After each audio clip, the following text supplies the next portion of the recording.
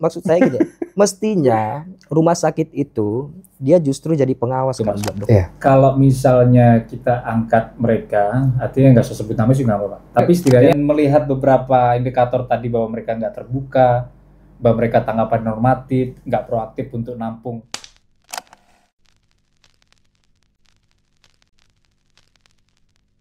Oke, apa sebutannya kita selamat siang, selamat pagi, selamat malam. Tapi yang jelas kita nih syutingnya di siang hari. Jadi buat sobat Grilab, mohon maaf nih kita sabotase dulu nih. Nggak bahas batu nih ya? Nggak bahas batu, tapi kita lagi mau bahas sesuatu yang lagi rame. Di samping saya itu ada Ayubi Harahap, dan di samping kiri saya itu ada Mas Adam Harits. Nah, teman-teman Grilab, ya GRI Lab, betul. Mohon maaf nih ya, kita sabotase sebentar. Ya mungkin nggak lama sih Mas ya, kita mau bahas sesuatu yang ramai kemarin. Cuman kalau untuk kronologi kan kemarin udah kita bahas. Betul. Dan Mas Adam udah jelasin rinci banget. Sejam 10 menit ya? 1 jam 10 menit tuh. Jadi kalau teman-teman Grilab yang belum nonton kronologi ya, nanti bisa share. Benar. Apa bisa lihat lah di video sebelumnya gitu ya Mas. Dan bukan cuma teman GRI Lab, banyak ibu-ibu, bapak-bapak. Ada juga. Wah banyak, itu yang malah komentar ya. Iya, yang komentar tuh kebanyakan tuh ibu-ibu ya, bahkan ada beberapa yang sharing-sharing pengalaman juga gitu ya Mas Tio. Iya, tapi nanti sebelum ke sana nih kita mau update dulu nih. Sebenarnya sidang kemarin hari Rabu 25 Juni. Rabu 25 Juni. Nah, itu ada Ayubi juga yang ikut sidang, Mas Adam juga ikut sidang, kebetulan saya juga ikut sidang. Nah, mungkin bisa jelasin dikit ya, gimana sih proses sidang kemarin? Nah, mungkin nanti teman-teman juga perlu tahu tuh, apa sih bedanya sidang disiplin profesi sama sidang peradilan umum pada umumnya gitu. Ya, kalau peradilan pada umumnya kan dia memang benar-benar pengadilan ya. Pengadilan, lembaga yudisial yang masuk memang dalam ranah ketatanegaraan gitu ya. Kalau yang sidang untuk disiplin kedokteran profesi itu dia semi peradilan dia jenisnya. Memang di sana ada 3 majelis, ada panitra gitu. Dia memeriksa, mengadili dan nanti akan memutus satu perkara, terbukti atau tidaknya ada atau tidaknya suatu pelanggaran disiplin gitu. Oke, kalau kemarin kita lihat ya waktu sidang itu ya, jadi ada beberapa yang mungkin beda banget ya. Misalnya kayak sumpah, terus kemudian ada pemeriksaan teradu pengadu itu kan beda tuh. Nah kalau misalnya di KUHAP di hukum acara pidana itu memang semua teradu atau semua pengadu itu memang ada sumpah nggak? Nggak, tapi fokusnya ke kalau di di MDP ya, dalam konteks ini dulu itu sebenarnya karena dia adalah korban gitu, mestinya dia dikasih kebebasan. Artinya tidak perlu disumpah. Tidak perlu tapi disumpah. Kemarin sempat ada permintaan disumpah nggak? Disumpah kan? Iya. Ada permintaan. Iya. 3 majelisnya minta supaya orang tua korban, pelapor lah ya, pelapor pengadu itu supaya disumpah terlebih dahulu. Harusnya nggak ada itu sebelum memberikan keterangan. Nah, kemarin itu sebenarnya mereka minta disumpah. Disumpah. Iya kan? Dengan dalih itu ada tata caranya kan seperti itu. Mereka berlindung di situ ya. Tapi kemudian kita protes kan waktu itu. Kenapa kok harus disumpah? Akhirnya juga disumpah. Iya. Nah itu gimana? Maksudnya ini kan hukum acara harusnya kan jelas ya. Jadi ketika kemarin mereka awalnya minta disumpah, terus kemudian kita protes untuk tidak disumpah, terus mereka akhirnya ngikut kita.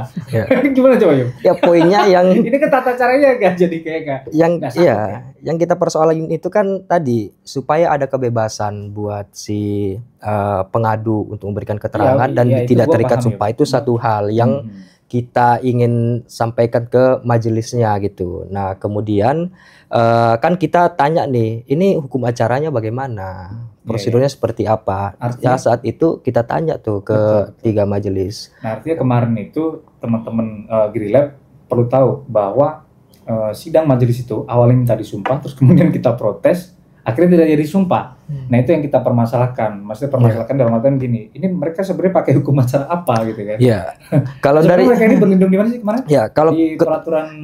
Mereka majelisnya bilang pegangannya mereka itu di Permenkes nomor 3 tahun 2025. Ya, tahun Nah, ini ya, baru itu ya. jadi- baru tuh ya. Baru. Ya, Karena kan ya perubahan itu ya, MKDI jadi MDP ya. ya itu pasca lahirnya Undang-Undang Omnibus Law tentang oke. kesehatan. Nah, begitu kita cek, nggak ada klausul atau aturan Nggak ada, main Bi. soal persidangan itu nggak ada. Iya. Jadi Soal penyumpahan. nggak sempat ada. dibaca juga kemarin juga ya, alasan kenapa ini sidang tertutup. Nah, ternyata Nah. waktu lu cek gimana tuh? Iya, di Permenkes itu lagi-lagi nggak ada tuh ketentuan sidangnya berjalan secara tertutup gitu. Nah, bahkan begitu kita cek itu pada saat Putusan. pembacaan putusan itu justru terbuka untuk Harus umum. dibuka untuk gitu. Oh ya? Iya, Nah. itu di Permenkes. Jadi Nah. sebenarnya dalih mereka bilang itu tertutup nggak ada ya di Permenkes itu. Ya? Iya, justru terbuka. Walaupun memang di Permenkes itu disebutin pembacaan putusan yang itu sifatnya terbuka, tapi masa ya pas sidang-sidang gitu itu tertutup kemudian putusannya terbuka Tapi- itu konsisten Tapi ada aja aturan gitu. nggak bahwa sidangnya itu harus tertutup atau terbuka secara Itu jelas? yang Itu ada nggak aturannya? dibaca Di sama ya Yudi, di Permenkes itu nggak ada. Dan Oh, tidak. Permenkes itu gini ya walaupun ada aturan lain tapi kan yang kita tanya ke 3 majelis ini dan dia sebutkan bahwa pegangan kami adalah Permenkes itu ya kita cek itu nggak ada gitu. Oke. Nah, artinya mereka juga kalau memang menurut saya begitu itu yang disebutin ya itu yang menjadi pegangan kita dan itu menjadi pegangannya si 3 majelis ini kan gitu. Iya. Artinya di apa namanya? Di sidang kemarin ya ini sebenarnya fungsi check and balance saja. Jadi waktu mereka bilang apa ya kita cek dan akhirnya waktu kita cek ya dapatnya seperti itu. ya. itu. Ya memang itu bisa juga kita ini ya apa namanya belum ngecek di peraturan yang lain. Ya. Tapi setidaknya di Permenkes yang disebut sama majelis hakim itu ketika kita cek hasilnya seperti itu yang disampaikan sama Ayubi. Oke. Nah sekarang ini yuk kita ke Mas Adam dulu nih. Oke. Mas Adam, Nah. pasca kasus kemarin mencuat itu kalau kita apa ya bilang impresi lah ya, exposure-nya kan meluas tuh. Impresinya itu kayaknya lebih lah kalau 5 juta ada ya lebih ya dari Oh, semua lebih. platform. Lebih. Dari Kalau semua apalagi istriku ya. Hmm, Itu 8 juta lebih, Mas. Oke. Impresinya, nyampe-nya itu ke 8 juta lebih di Itu di dashboard. satu postingan. Satu dia nggak itu dari Instagram. Lah ya? Kalau satu postingan aja yang satu itu udah hampir 3 juta. Yang satu udah 800.000. Tapi kan sebetulnya gini, Mas Mas Tio dan Ayubi, dari awal kita nggak ada niatan memang pengen itu viral atau Oke, bagaimana. memang kita Kita- sebenarnya ada strategi ya kan? komunikasi yang kemarin kita bikin ya. Iya, kita Kita artinya nggak viral. nggak artinya bahkan media aja nggak ada yang kita bayar, ya kan? Kita nggak main ke sana. Tujuan kita emang kita sharing apa adanya. Kenapa kita sharing? Karena kan di persidangan kemarin kita melihat ini ada gelagat-gelagat yang waduh juga gitu kan. Ya, jadi kita putuskan ya udah kita sharing ini, kita harus kita share apa adanya. Cerita ini kan gitu kan awal ya, Mas Tio ya. Nah, sebenarnya perlu digarisbawahi teman-teman Grilab. Ada beberapa komentar yang sebenarnya agak-agak apa namanya? Mereka juga berani akhirnya speak up ya. Wah. Nah, mungkin Mas Adam bisa jelasin dikit tuh, Mas. Iya. Kalau misalnya kita angkat mereka, artinya nggak usah sebut nama sih nggak apa-apa. Tapi setidaknya polanya sama nggak sih sebenarnya yang mereka sampaikan ke Jadi medsos itu? ini juga buat teman-teman yang nonton ya, kita itu kaget Mas. Kita kaget Bi, maksudnya nggak nyangka. Ya. Dari awal ketika kita putuskan mau posting, istriku udah bilang dia feeling mungkin nanti akan ada juga yang ikut speak up. Tapi kita nggak nyangka ternyata yang speak up bukan 1-2 orang, Ya. puluhan. Ya. Yang Udah DM nyembus puluhan. ya? puluhan Mas. Dan semua rata-rata itu polanya sama. Ada yang outcome-nya berbeda, artinya dia sebelum lebih lanjut dia cari opini lain. Yang sama itu berarti apa? Kita nggak Gini. bisa sebut nama sih. Iya, Cuma iya. polanya seperti apa sih? Jadi gini, beberapa laporan masuk ke istriku begini Mas ya. Kan case Jazel ini awalnya ini masalah makan kan. Kita mencari dokter rehab medik untuk membenarkan supaya dia bisa makan. Ya. Dari rehab medik dioper ke THT. Ya. THT bilang, wah ini kondisinya parah, mesti ke gastro endos, ya kan? Ya kan gitu. Ternyata sama. Ada 2-3 laporan bilang, aku di pertama itu mau terapi makan anakku Bu, Mbak. Dari situ dibawa ke THT. Dari THT dibilang parah, suruh ke gastro. Oke? Di endoskopi juga. Permasalahannya gini, dokter gastro itu ada banyak di RSCM yang hebat-hebat.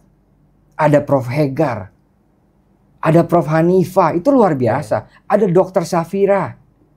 Tapi kenapa 3 serangkai ini selalu bermain pada kubu yang sama, A, B ke C? Kenapa nggak A, B melihat kendalanya? Oke, kita coba ini ke Prof. yang Hanifah aja.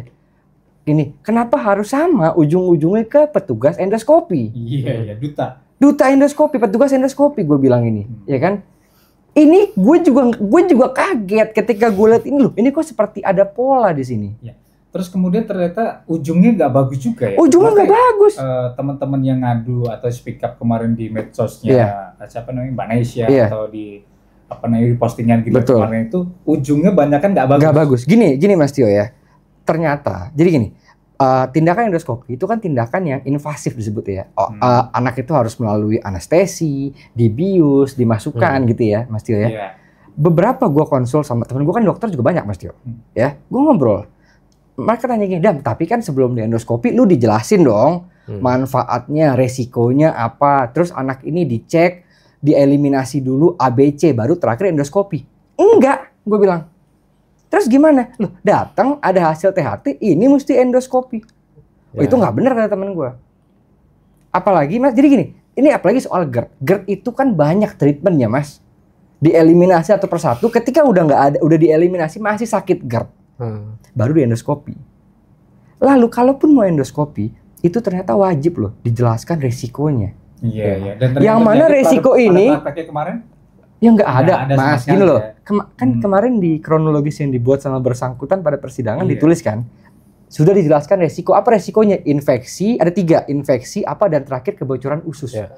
Logika, mari kita pakai logika teman-teman ya. Kalau dijelaskan gini, Pak anaknya mesti endoskopi. Ini manfaatnya Pak, tapi ada resikonya ya Pak. Apa dok resikonya? Infeksi dan kebocoran usus. Kira-kira orang tua yang bawa anak kecilnya datang pertama, mau nggak di endoskopi? Logika aja lah. Ya, ngeri lah pasti. Gini loh, kita kalau mau berbohong, itu mesti pakai logika juga berbohongnya. Kira-kira mau nggak, Bi? Lu, Bi, anak lu, Bi, lu datang ke dokter. Nggak mau sih. Loh, kecuali situasinya urgent. Artinya urgent apa? Nggak ada lagi yang bisa dilakukan selain endoskopi. Oke. Yup, itu kalau misalnya kita mau kaitin sama SOP, tidak adanya penyampaian atau edukasi mengenai risiko itu melanggar SOP-nya. Mestinya melanggar SOP. Mestinya kan Jadi risiko itu ada di bagian prosedur ya berarti ya, yang harus dijelaskan. Setiap aturan main dalam praktik mesti ada SOP-nya. SOP itu kan sebagai apa namanya tuntunan lah supaya nih orang-orang berpraktik ini supaya tertib. Nah itu kan ngelindungin dokter dan ngelindungin pasien. Oke, ketika ini nggak disampaikan, yang rugi kan pasti konsumen ya, dalam artian ini pasien. Pasti dong. Berarti kalau misalnya dia nggak jelasin di awal, terus kemudian ada kerugian semacam ini, pantas lah kita nggak jadi malpraktek ya. Iya. Dan nggak sampai di situ aja. Dalam tiap endoskopi, dia lakukan satu tindakan yang bahkan kita nggak diberitahu di awal. Dilatasi usus. Ini penting loh Mas.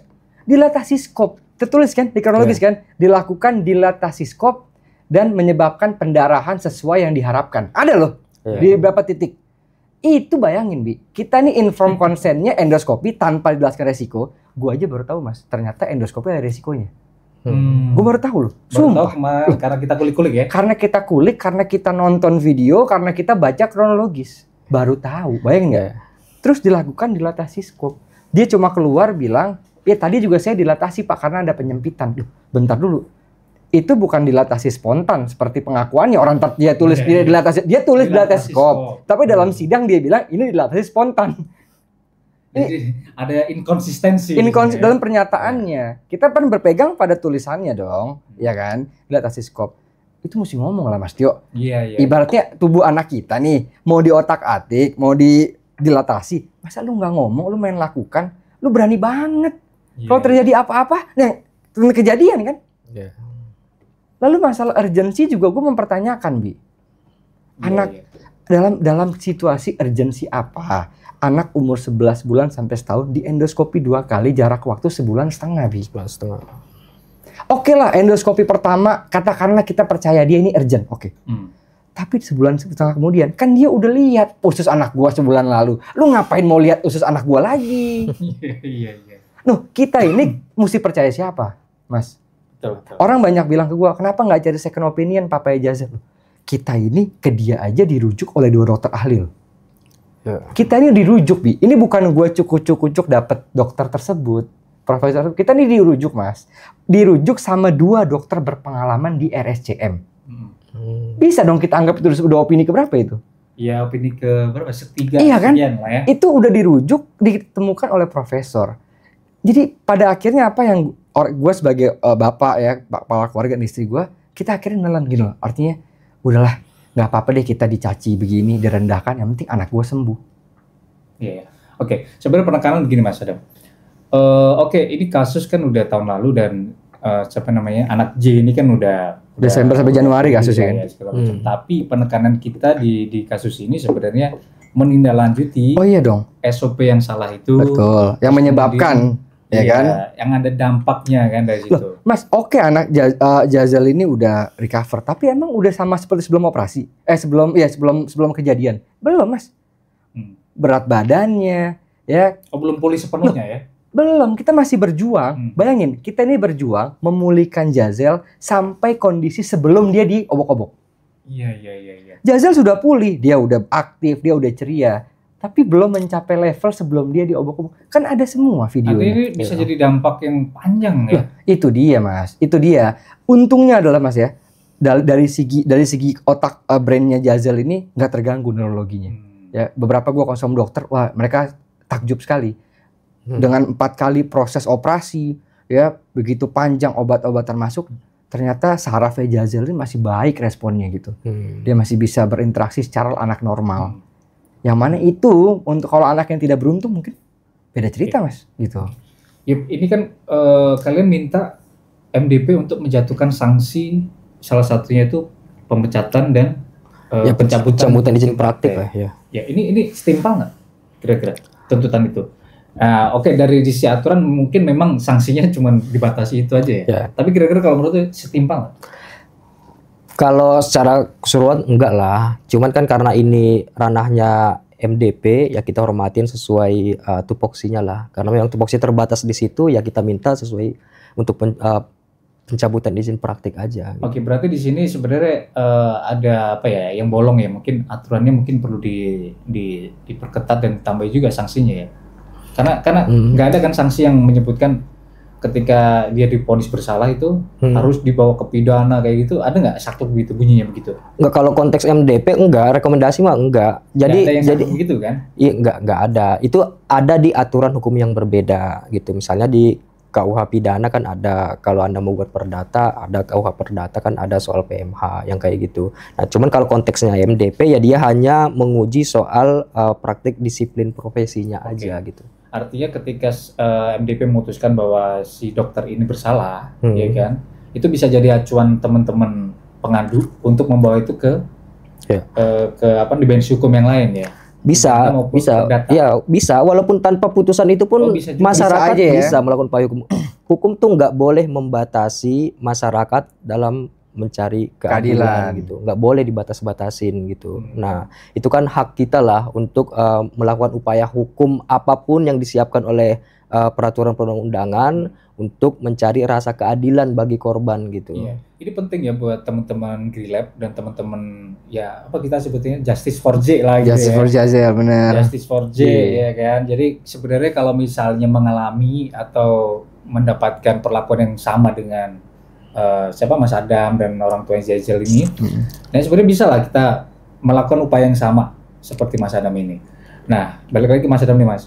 Kalau misalnya kita bikin gerakan ini Mas, ya kan, memungkinkan nggak sih teman-teman yang laporan tadi itu ngadu ke medsos segala macam untuk kita semi gerakan lah sebenarnya untuk menambah atau memperkuat nih bahwa tindakan yang dilakukan sama dokter ini ya benar-benar dialami nggak cuma 1-2 orang. Saya rasa mungkin kan, bahkan yang mau jadi saksi aja ada tuh. Saya siap jadi saksi, bayang. Oh, ada yang bisa jadi saksi. Ada, tapi kan nggak bisa ya, karena kan kasusnya nggak melibatkan. Ini kan yang kita uji bukan kasus yang melibatkan mereka kan. Tapi kan seenggaknya mungkin pasti mereka mau Mas untuk dikumpulkan untuk ini cerita pengalaman. Tapi ada rencana nggak nanti nemuin 1-2 orang gitu? Ini kan baru laporan atau mengadu di medsos. Iya, benar. Gitu. Cuman akun mereka di private gitu. Sebagian ada yang private, sebagian ada yang enggak, tapi rata-rata pengen namanya sih di blur ya ketika. Artinya berarti nanti tugas lebih lanjutnya untuk validasi. Memfollow up lah validasi. Tapi bukannya sebenarnya gini, bukannya tugas memvalidasi itu justru datang dari MDP ketika kita selampirkan Mas Tio? Ya seharusnya MDP ini kalau misalnya mau aktif ya kita sebutnya proaktif lah. Iya. Ya dia juga membuka ini selebar-lebarnya untuk pelapor atau konsumen atau pasien yang Iya. juga mengalami hal serupa, bukan begitu ya? Ya. Beda. Kalau ini sih tepatnya mestinya ini ya Kementerian Kesehatan Oh, Kementerian atau Dinas Kesehatan. Kesehatan Oke. ya, sebagai pejabat publik kan Iya. yang apa namanya dia ranahnya lebih luas gitu. Nah Iya. mestinya Kemenkes peka soal ini gitu. Oh Iya. ada praktek yang kayak gini ya nggak kelihatan selama ini yang mungkin di masyarakat nggak tahu cara melaporkannya seperti Oke. apa. Udah hopeless duluan, gitu. Bi. Iya, Atau dia nggak punya dana untuk melapor yang kayak gitu. Nah jadi dia lebih memilih udah diam aja deh, yang penting anak saya atau saya bisa sembuh Iya. gitu. Dan perlu dipertegas lagi ya, sebenarnya MDP ini di bawahnya siapa sih? Independen nggak sih dia? Kalau sekarang pasca undang-undang Omnibus Law Kesehatan dia sekarang di bawah Kementerian Kesehatan. Tak- Di bawah Tadinya- Kementerian Kesehatan. Tadinya Di bawah independen, Bi. Kemudian RSCM ini rumah sakit, Rumah sakit negara, Rumah sakit punya negara. negara, RSCM. artinya MDP ini dimiliki di bawah Kemenkes, RSCM di bawah pemerintah, Ya. dan yang kalian adukan ini orang yang kerja di bawah pemerintah itu. Artinya ini bawah orang sama. pemerintah. Dokter yang menyidangkan itu juga dokter dari Kalau orang yang menjidangkan dokter juga, cuman saya nggak tahu lah dia praktik di mana. nggak, maksud gua dia ini tetap di bawahnya KKI lah waktu itu istilahnya ya. Istilahnya KKI kan? Iya, Oh konsul iya, iya. kan. Semua Mereka di bawah semua Kemenkes. izin praktik dokter itu dia tercatat di KKI. Konsul Kesehatan Indonesia ya. Iya, makanya putusan dari MDP ini nanti dia merekomendasikan kepada KKI hasil putusannya dia. Oke, berarti gimana kalau kita mau bilang siapa namanya MDP ini objektif, tapi ternyata ini di bawah payung yang sama semua, ini kan lebih gitu kan? Nah, Ya. gimana? Kita bisa nguji nggak mereka ini objektif apa enggak? Ya, itu satu hal yang kita khawatirin ya. Ya, bukan cuma dia posisinya ada di mana, tapi profesinya juga sesama dokter kan. Nah, sebelumnya tuh kita lihat tuh di kantor DPR pas ada apa namanya rapat dengar pendapat gitu, ada tuh salah satu kalau nggak salah lawyer ya, dia sebutin, dia persoalin ini kita mempertanyakan independensi atau objektivitas Iya, pernah tuh dari ya. majelis-majelis ini Baru gitu, baru lalu karena di profesi kedokteran itu terkenal dan namanya tanda kutip salam satu Jiwa profesi, korsa. Satu Salam- sejawat. salam sejawat salam yang kayak sejawat, gitu. salam Nah, satu profesi, iya kan? kita khawatirnya ada praktik yang demikian gitu. Bi, Nah, tapi gue tuh banyak ya dokter-dokter juga, Bi, yang bersimpati dengan luar biasa kepada kami loh, Mas. Mas Adam, Mbak Nisha, saya juga dokter, tapi saya itu begini. Maksudnya mereka tuh itu banyak, Mas Yo. Iya, kalau kita lihat kemarin itu kan kita sampaikan kan Iya. kronologi apa namanya penanganan ini ya. Dan memang ada kata-kata yang nggak sepantasnya lah sebenarnya dikeluarin seorang dokter kan. Mungkin mereka tuh lebih ke situ kali Mas, dokter-dokter. Iya. Kaget juga mungkin kan ya. Mereka nggak ini Kok ya, bisa nggak. sih dokter senior loh. Nah, kayak gitu kan. Iya. Mungkin kaget di situ kali. Betul. Bisa jadi. Empatinya dalam artian perilaku, behavior. Tapi kalau untuk teknis pengobatannya, penanganannya, mereka juga komentar ya? Ada yang komentar, bahkan ada satu dokter dia ini, tapi dia tinggal di Jerman. Dia dokter praktek senior di Jerman. Dia bilang dia mengupas lah ya secara tidak langsung, dia bilang anak umur setahun di endoskopi aja udah petang-petang ya. apa medical urgency-nya gitu. Hmm. Jadi memang ini tuh nggak tahu ya, memang wajar anak ya kan. Gini loh Mas, kita kan gini ya, kenapa sih kita datang ke ahli? Karena kita membutuhkan saran, arahan, dan kepastian dari seorang ahli, ya kan? Tapi kalau ternyata saran, apalagi saran medis ya, tindakan dari seorang ahli tersebut itu tercium, ya, ada motif lain di balik itu, ini bahaya loh Mas. Ini bahaya Mas, ya, ini bahaya. Ini masalah nyawa bos. Ini nggak bukan ngomongin nyuri sendal hilang ke masjid gitu kan. Ini nyawa bisa hilang.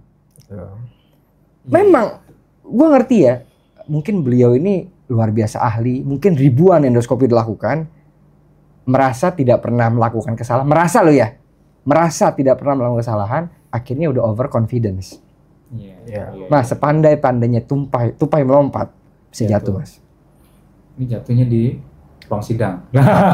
Ya mungkin jatuhnya melalui anakku Mas. Iya. Ya, tapi kalau ternyata sudah banyak, kalau ternyata dari laporan-laporan yang masuk kan udah banyak jajal sebelum jajal ini Mas. Iya. Ya itu nanti kita proses lah Mas ya, pengaduan atau laporan-laporan dari Iya. netizen dan para orang tua korban lah ya. Heeh. Kita sebetulnya udah korban belum sih?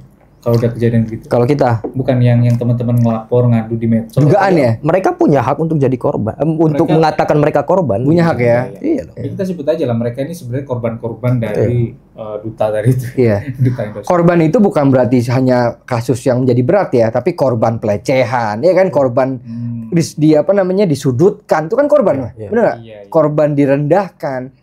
Iya. Bahkan ada salah satu petinggi televisi bilang dia sampai berantem sama suaminya. Iya. Jadi gini loh, ini kalau gue lihat nih Bie, ini tuh doa. Begitu banyak orang-orang yang terzolimi dari satu orang ini, terkumpul energinya melalui anak gue, dan kebuka mas. Ini kan kebuka mas. Ini ada, aku baca komentar. Ini kok komentarnya sama-sama semua nih. Arahnya kayak seakan-akan ada settingan. Rekayasa.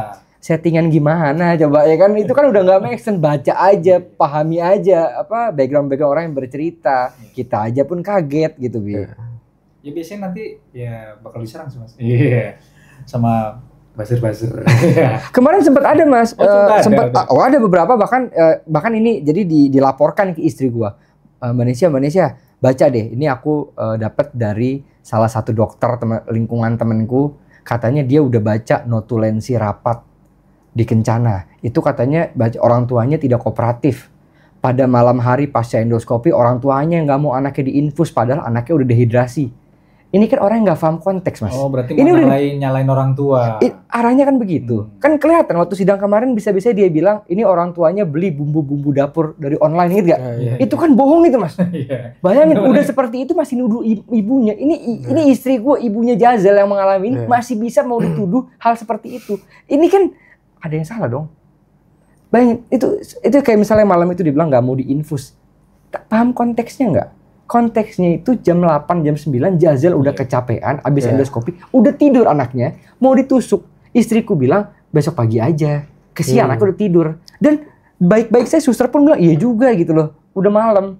Dan itu pun masalah infus nggak ada urusannya sama kasus kebocoran. Gitu kan. Kan nggak ada kaitannya itu mas. Kok sampai bayangin nyarinya sampai ke arah seperti itu mau diangkat. Kenapa?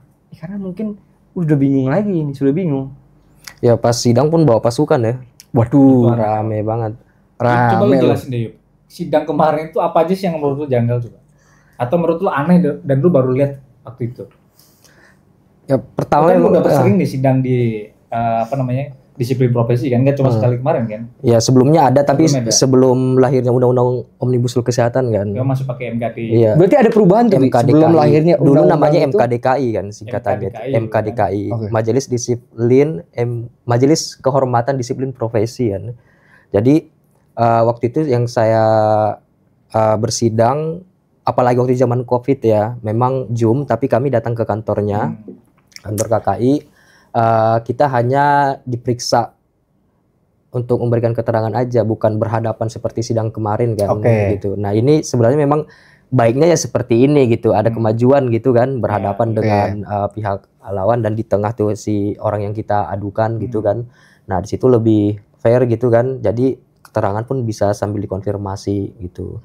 Nah terus kalau soal kejanggalan tadi ya hukum acaranya nggak jelas ya kan, aturan mainnya seperti apa gitu.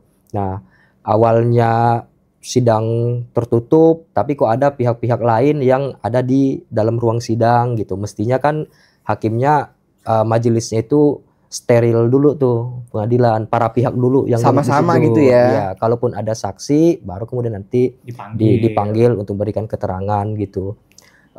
Kemudian soal surat kuasa, misalnya begitu, yang itu kan salah satu lawyer kita ya, Bang Haris Azhar, itu sempat protes juga, komplain soal surat kuasanya si terlapor, kuasanya si teradu itu gitu. Nah kan kita minta tuh, kita mau cek surat kuasanya gitu. Nah paniteranya bilang ya Pak, sudah kita cek. Padahal baru di sidang itu tuh dia baru mau minta, gitu. Artinya jadi kan kalau baru bohongan dong Bi. Iya. Belum apa-apa udah bohong maksudnya. Itu dia yang kita protes. Bang Haris nuduh ada kong-kali-kong. Nah, jadi itu dia tadi. Jadi paniteranya kan jawabannya, ya Pak sudah saya periksa lewat WA. Makanya Bang Haris marah tuh ya di sidang tuh ya. Mestinya. Iya. Jadi kan semuanya mesti jadi fakta persidangan gitu. Apapun agendanya mesti agenda dalam ruang sidang, bukan sebelum sidang kemudian pengacaranya ngirim surat kuasa ke si panitera, bukan, mesti panggil nih surat kuasa Anda mana, periksa dong di dalam ruang sidang. Di ruang sidang itu dicek. Yuk, kalau misalnya kita mau bilang bahwa RSCM itu lepas tangan atau nggak mau bertanggung jawab atas kejadian ini, itu bener nggak kesimpulan gue? Bukan cuma lepas tangan dan tidak mau bertanggung jawab, dia ngelindungin yang kita duga sebagai pelapor. Dia bisa melindungi itu. Ya pertama gini, begitu kita ngelihat ada persoalan, ya kan, maka kemudian kita waktu itu sempat suratin tuh RSCM. Bersurat ya? Bersurat. Februari Bi? Di Februari. Malah kan puasa tuh. Atau sebelum puasa? Sebelum puasa. Jadi artinya teman-teman di kantor hukumnya Bang Aris ini sudah melayangkan surat teguran, teguran hukum ke RSCM, ke direktur. Dan gitu itu kan. apa responnya waktu itu? Nah, responnya waktu itu kan di teguran hukum itu sekaligus kita ngundang mereka untuk membahas persoalan ini, gitu. Apa responnya? Nah, responnya mereka dia balas secara tertulis, ya, dia berkesimpulan bahwa kami sudah melakukan pemeriksaan, dokter ini tidak ada masalah.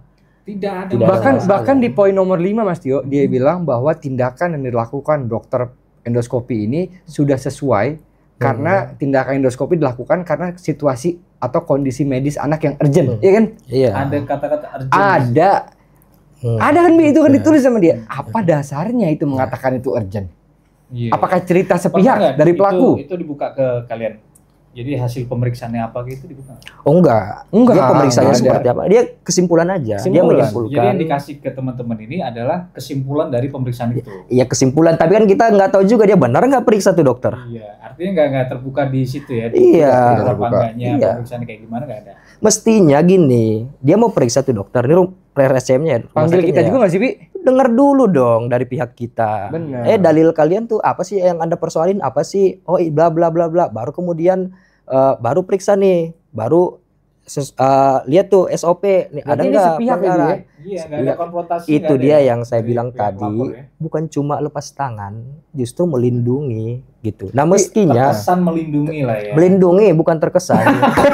Melindungi dong. Iya. Nah, maksud saya gini, mestinya rumah sakit itu dia justru jadi pengawas kan buat dokter ini gitu. Dia mesti paksa dokter-dokter di rumah sakit itu supaya taat pada SOP gitu. Begitu memang ditemukan pelanggaran, ya jangan karena ini kan udah jelas ada pelanggaran SOP loh. Iya. Kenapa nggak diinvestigasi pelanggaran? Nggak datang visit 2 hari aja pelanggaran gitu? Iya, setelah tindakan kan itu ada SOP rumah sakit visit itu. Mestinya dia awasin terus. Tidak cek fisik anak, pelanggaran itu. Iya kan? Iya. Ada banyak. Jadi, banyak lah ya. Jadi kita sampaikan itu kan hampir semuanya itu kan kesalahan prosedur lah ya. Bukan hanya dia ngelindungin ya, bukan hanya ngelindungin. Terlihat juga pas kita sidang di MDP kan kelihatan. Kuasa hukum si dokter nih siapa? Saya pernah kok berhadapan sama salah satu lawyernya RSCM dalam kasus yang lain ya. Kami pernah bersidang waktu itu, salah satunya kami gugat RSCM sebagai turut tergugat lah dalam kasus yang lain. Dugaan malpraktik juga gitu. Nah, dia ya legalnya RSCM gitu. Nah, ada ya ketemu lagi gitu kan. Nah, begitu kita cek surat kuasanya, kopnya kop RSCM. Ya memang jadi dari sisi pembelaan hukumnya pun disiapkan oleh RSCM untuk ngisi dokter gitu. Iya. Artinya di sini RSCM ini perannya banyak ya. Iya, pelindung, pembela, dokter, pemeriksa juga, jadi kan pengawas juga, jadi double kan. Iya. Dan dalam satu atap yang sama mereka melakukan tugas-tugas yang seharusnya tuh beda orang ya kan. Gimana? Misalnya pengawasin nih, harusnya kan orang yang beda yang ngawasin. Ini yang pelindungnya sama, yang ngawasin sama. Iya, dalam konteks objektivitas ya. Ya harusnya sebenarnya RSCM nggak mungkin objektif kan? Iya. Nggak, artinya harusnya RSCM itu mengambil tindakan ya dengan ya apalagi lagi ongoing begini kan mesti ada tindakan tuh diambil untuk ya terlapor dong. Jangan cuma dibiarkan gitu aja harusnya, Bi.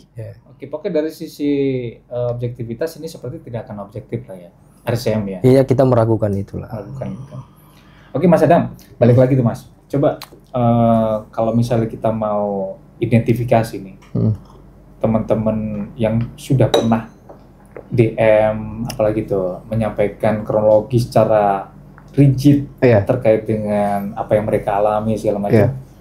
Dan ini kan istilah kemarin apa yang kita sebut gunung es. Gunung es, betul. istilah gunung es. Mas Tio tuh udah ngomong dari awal tuh. Gue bingung Dari maksudnya apa sih gunung es ya kan? Ya ini terjadi ya. Terjadi, gunung Mas. es ini terjadi. Mas. Kira-kira apa sih harapannya Mas Adam? Gunung es ini kan kalau misalnya kita biarin ini bakal akan lebih banyak lagi yang muncul kan. Betul. Apa yang diharapin sama? Harapin dalam arti bagaimana Mas Tio maksudnya? Dari sisi orang tua, oke, kasus J ini memang sudah selesai di RSCM ya. Maksudnya penanganannya sudah selesai. Betul. Tapi pertanggungjawabannya belum. Betul. Nah, yang mau diharapin sama Mas Adam tuh? Pertama ya, tentu ya kita tuh pengen dokter ini tuh udah nggak bisa praktek lagi sih Mas. Karena bahaya dan antisipasinya harus memang tidak usah praktek ya. Iyalah, maksudnya kalau ngelihat case yang ternyata banyak ini berarti kan praktek ini sudah dilakukan entah dari kapan nih. Tapi tidak pernah terbongkar, ya. Tapi reputasi dokter ini hobi endoskopi itu gua pun dari sebelum gunung es ini mulai muncul udah dengar tuh. Setelah gak ada kasus ya, beberapa sharing ya itu emang hobinya endoskopi. Berarti kan ini rahasia ini tersebar Mas. Dan gue yakin di kalangan-kalangan dekatnya pun tahu. Tapi tidak pernah diungkapkan. Ya. Jadi gue harap kalau RSCM betul-betul memikirkan keselamatan pasien, ini harus mereka harus segera bertindak juga. Jangan hanya berlindung pada hasil dari MDP dong. Jangan cuma berlindung. Sebenarnya kalau misalnya RSCM ini aktif ya, artinya peka ya, kalau lu sebut tadi itu peka ya. Iya. Tinggal bikin posko aja sebenarnya mereka nih. Iya. Ayo sama-sama investigasi.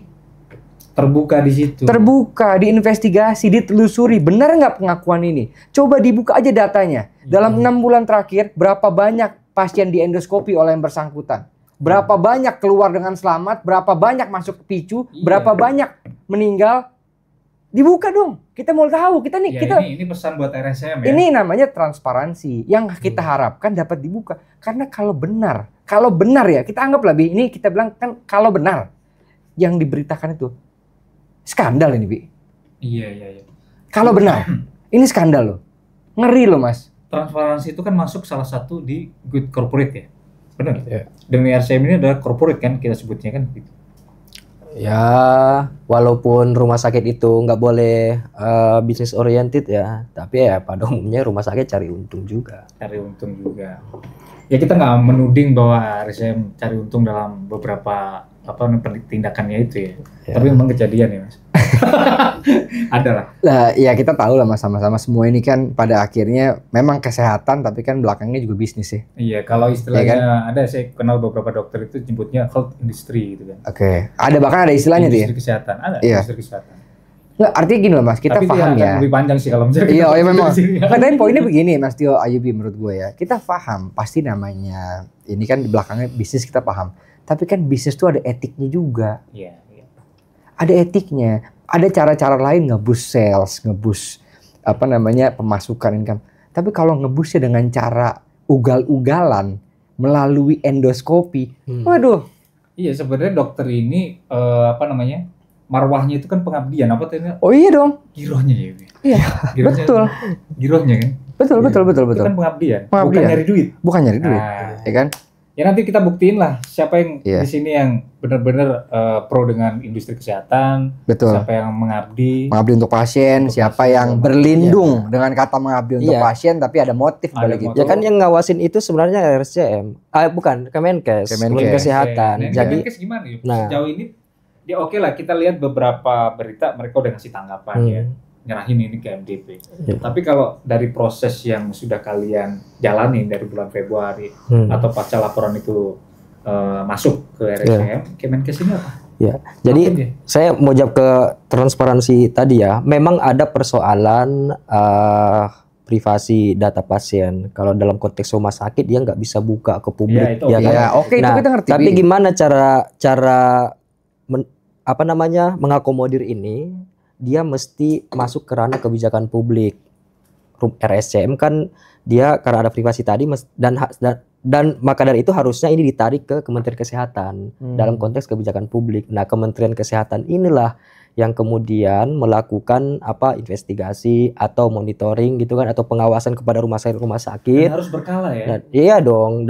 Jadi dia mencari tahu itu gitu. Apakah ada praktik-praktik yang di luar prosedural gitu, atau masyarakat yang tidak terakomodir dalam prosesnya mencari keadilan gitu. Nah, bentuknya ya kayak gitu. Begitu misalnya ditemukan ada banyak case soal ini, mestinya Kementerian Kesehatan melakukan evaluasi kepada rumah sakit ini. Dan itu kita nggak nemu ya. Sejauh ini Kemenkes belum melakukan itu ya.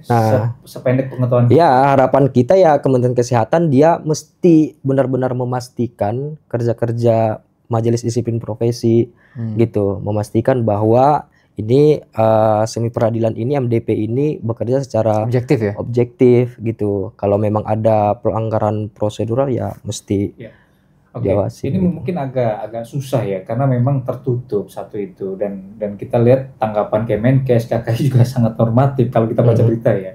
Artinya kalau kita minta mereka untuk transparan sepertinya agak sulit ya itu. Dari tanggapan-tanggapan mereka udah kebaca sih. Iya nggak sih?